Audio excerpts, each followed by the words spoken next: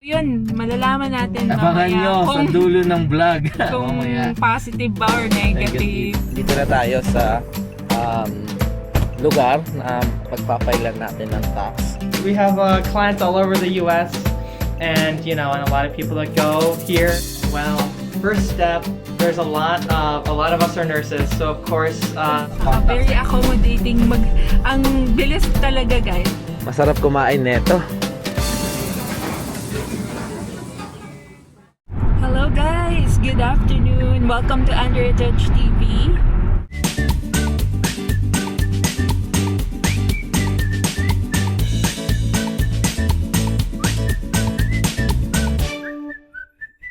Good afternoon, it's Saturday ng hapon. And papunta kami ngayon ni Jedge sa aming tax appointment, no? Sana, positive. Mga nurses dyan sa Pilipinas, guys.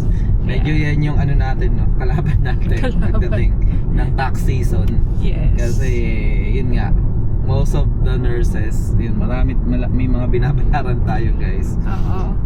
Yan. Ayun. Ang tax season for nurses, para sa amin ni Judge personally, medyo kami. Saka yung mga nakakausap naming nurses. Oo. Yan.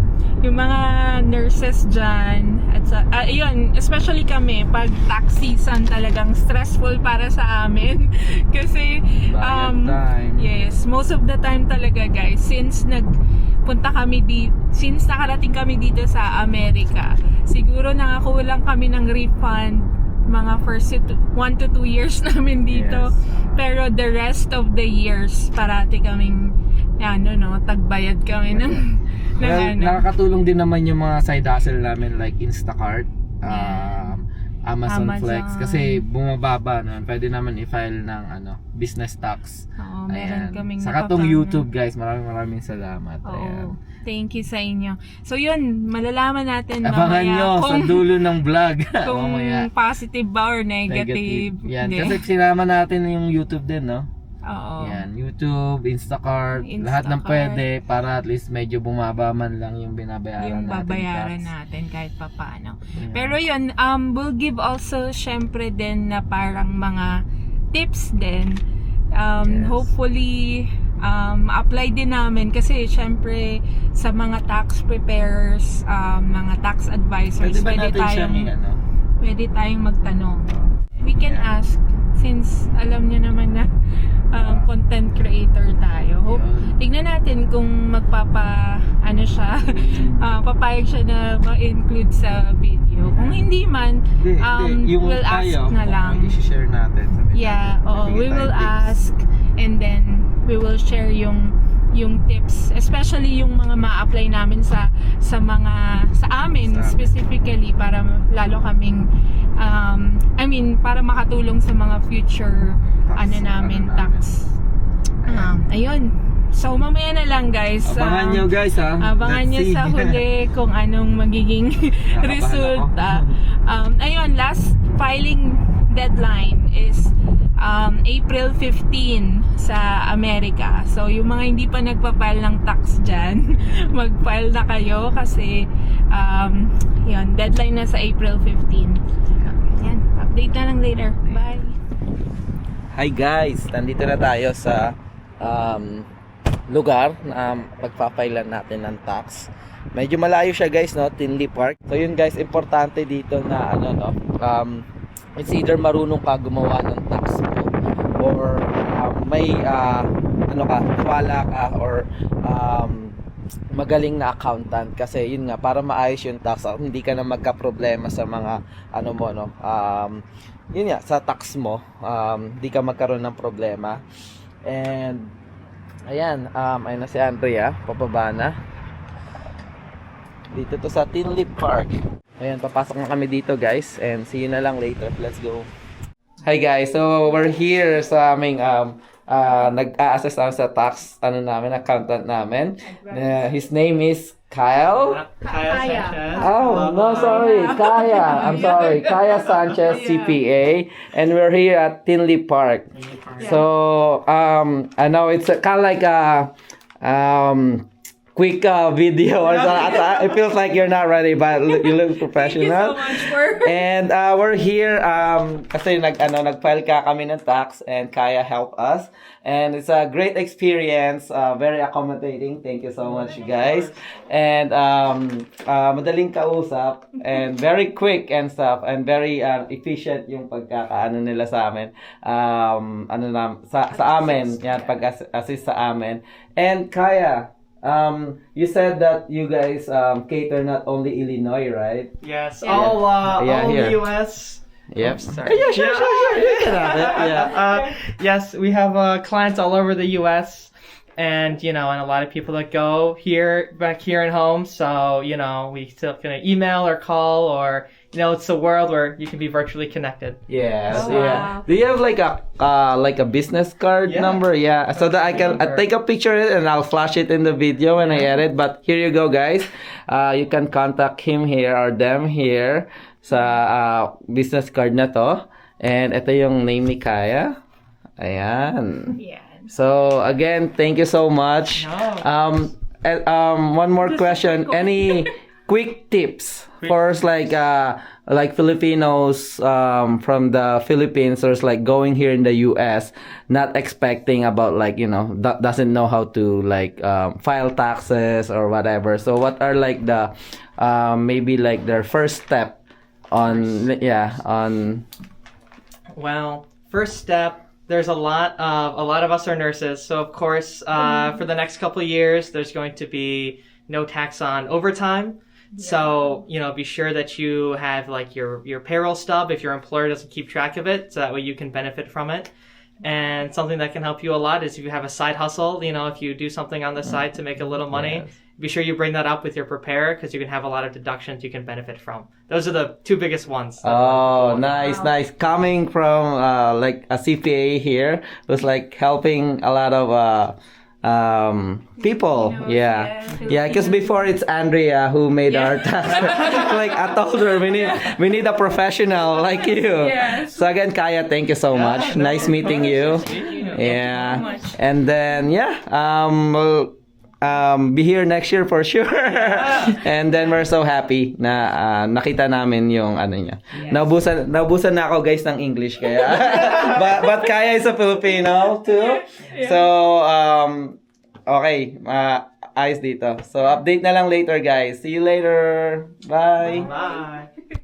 Ayan guys, dito na kami Yes! sa ating sasakyan. And ayun, nakita Again- nyo naman ang reaction ni Jedge. Yes. So very Oh my happy God. kami sa Di namin aming ini-expect. very very happy talaga sa aming Yeah. tax ngayong year. Very very happy talaga ngayong tax namin Tax filing. Filing ngayong taon. Yung last year, no? Yung last year, tapos pero yung 2024 hindi kasi yun nga Yeah. si Andrea yung gumawa. Ako yung And- gumawa nun tapos hindi ko na maximize yung mga opportunity. yung kailangan i-deduct I-deduct, sa aming mga yes. sa business. Sa business. So, yun talaga yung tip, no, guys, then sa mga parating dito. And syempre yung kahit mga nandito na. Although hindi naman lahat talaga necessary kumuha ka ng tax advisor, no? Pero malaking tulong talaga Totoo, guys. Highly yung suggested. meron kang professional, knowledgeable na mag-aayos Yeah, ng tax mo. trustworthy. Oo. Na mag-aayos ng tax mo. Malaking bagay kasi alam nila lahat kung ano yung mga dapat i-file, I-file. ano yung dapat na i-deduct, ano yung mga pwede pang ma-deduct na hindi mo na naiisip na dapat Deductible pala. pala. Oo, dapat pala i-deduct yun. So, malaking bagay. Especially din yung mga parating dito, no? Yung mga hindi nyo pa kabisado yung tax system dito sa Amerika. So, importante talaga sa mga parating dito na meron kang alam pagdating sa tax. Sa tax. Yun nga, isa sa tip guys personally sa akin, unless talagang knowledgeable ka sa system ng pagfa-file ng tax, or dati kang accountant, alam mo na yung pasikot-sikot. Pero for us nurses, tapos galing tayong Pilipinas, Yeah. number one tip ko talaga is maghanap kayo ng accountant nyo, Oo. ng professional talaga na mag-aasikaso ng mga ano nyo, no, pagdating ng tax sa season.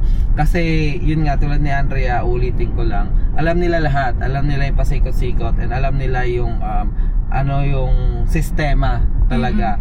So isa pang advice ko is that kung meron man kayong kilala na tax na nag-advisor or tax accountant, mas maganda na Filipino yung piliin nyo, na trustworthy, no?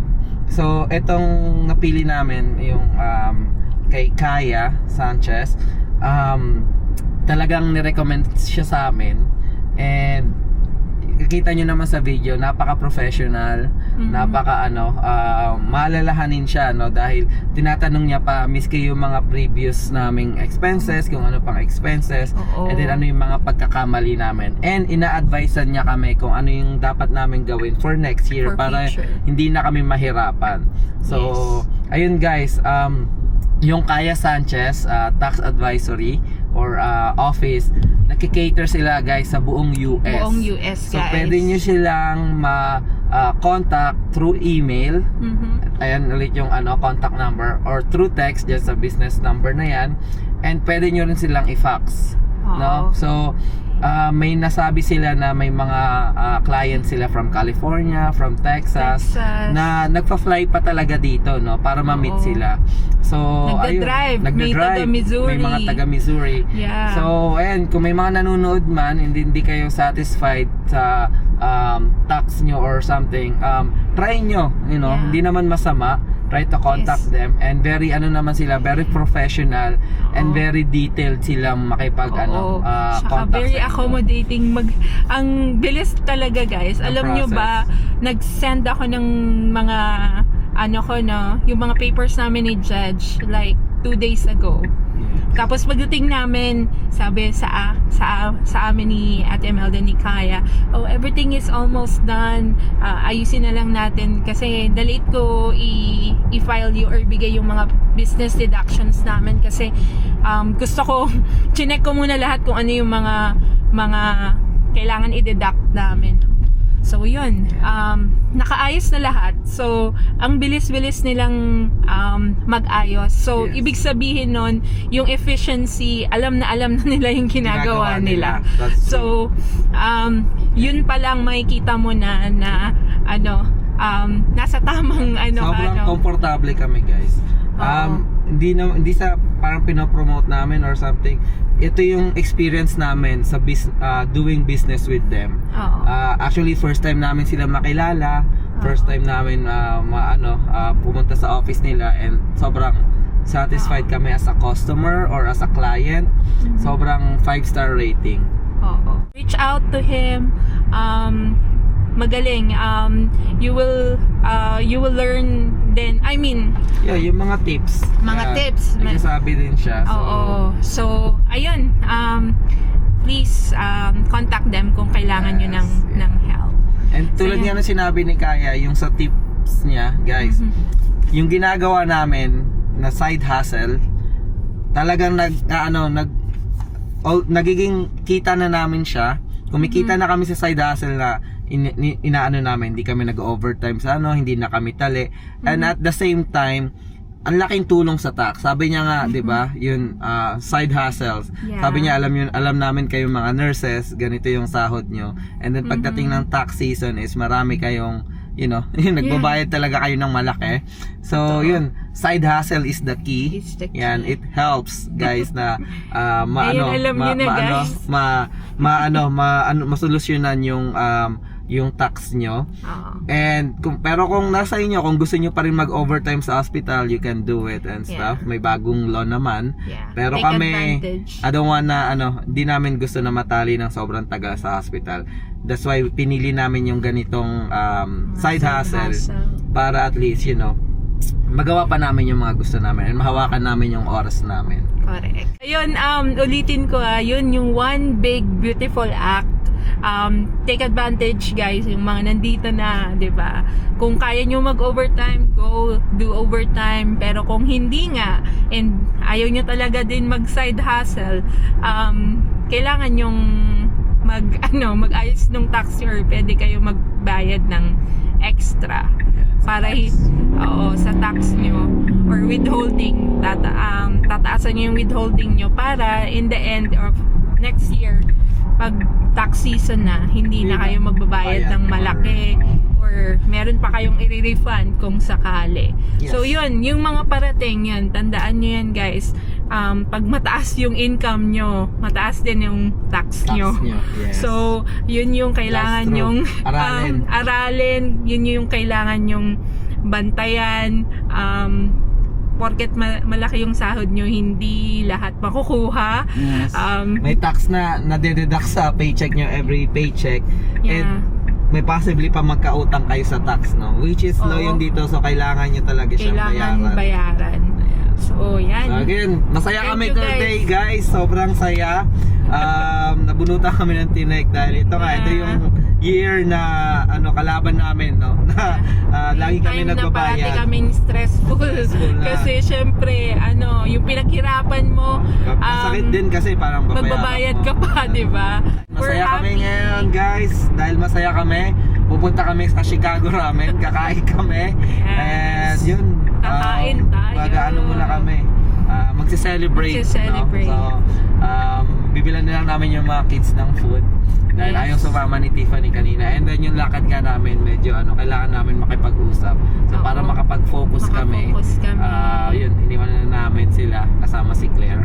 Yeah. And ayan guys, update na lang siguro pagdating doon sa Chicago Ramen. Let's Thank you, go! guys. Shoutout pala, Kaya Sanchez CPA or Thank you. Kaya Sanchez Tax Advisory, SDA. Yan. Thank The you. best. Hello guys, andito na tayo sa aming favorite, Chicago Ramen. Kain na naman tayo ng red miso spicy ramen. Ayan, paborito natin yan guys. And buti may nakita kong spot, no? Sana may available. Hello Hal, na-miss mo ba ang Chicago Ramen? Masarap kumain neto. Sana yearly ganito, no? Ayun, natanggal. Inangin siya. Papasok lang kami guys and kain lang kami. Let's go.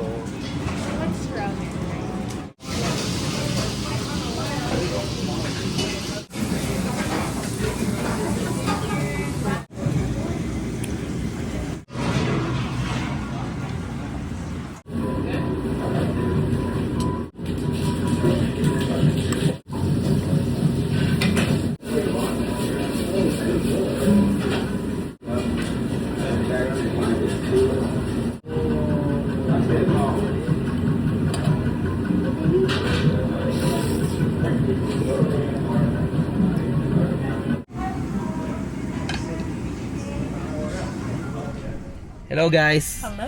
Update lang.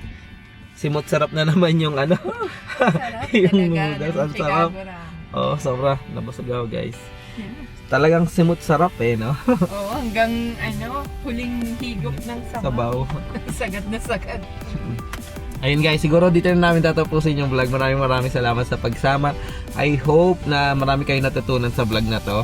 Lalo na sa mga bago and sa mga parating pa na nurses or kung mga kababayan natin na papunta dito sa Amerika. Ayun, patuloy pa rin kaming gagawa ng mga buhay Amerika vlogs, nursing vlogs, at syempre travel vlogs. So, abangan nyo guys, nursing vlogs, gagawa na daw si Andrea. Ayan, joke lang. Yes. Pressure. Na pressure tuloy. Ayun guys, maraming salamat guys. Have a great weekend. Ingat kayo parati and God bless. Bye!